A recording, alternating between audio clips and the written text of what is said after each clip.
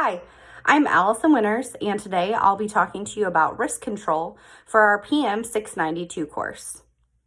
What is a risk register and why is it used? A risk register is a document where most risk-related information is kept during the risk management process. Risk registers contain information regarding threats and opportunities that can occur within the project that can impact project success.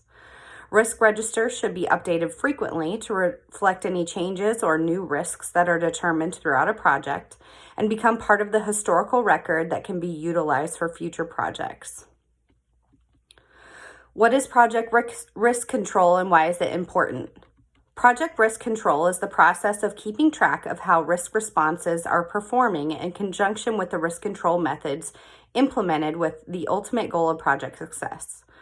Project risk control is important to detect threats or opportunities that can have an impact on project deliverables, to assign qualitative and quantitative weight to identified threats and opportunities, to produce alternate paths of execution for risks that cannot be controlled or mitigated, and to implement a continuous process for identifying, qualifying, quantifying, and responding to new risks identified throughout the project management process.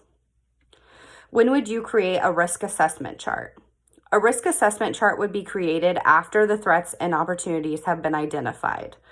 Threats and opportunities need to be determined prior to creating a risk assessment chart because risk severity and probability of occurrence provide the information for those charts.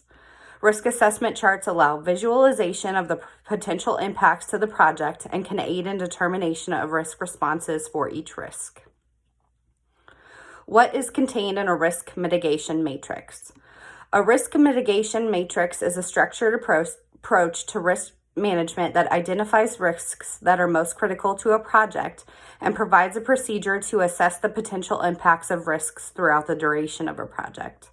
Risks and mitigation strategies are depicted in a risk mitigation matrix in order of severity, with the most severe risks indicated first, leading up to minimal risks. What is a probability and impact matrix? In the later stages of the risk management process, risks must be analyzed based on their probability and potential impact to determine which risks necessitate a response. This process of risk analyzation is called qualitative risk analysis. One method that can be used to conduct a qualitative risk analysis is a probability and impact matrix. A probability and impact matrix rates risks according to severity, so low, medium, and high, or some variation.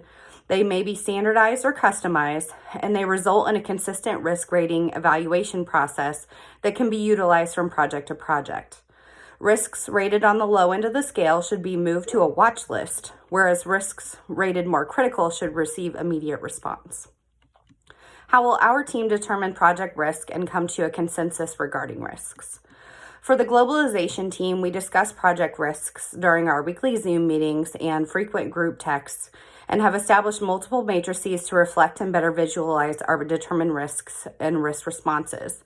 Our frequent communication, as well as the matrices, help us collectively understand the risks involved and aid in the development of appropriate risk responses for risks that we've identified. How do project managers reduce the subjectivity of the probability and impact on a project? Project managers can reduce the subjectivity of the probability and impact on a project by utilizing various tools such as the charts and matrices that we've discussed above.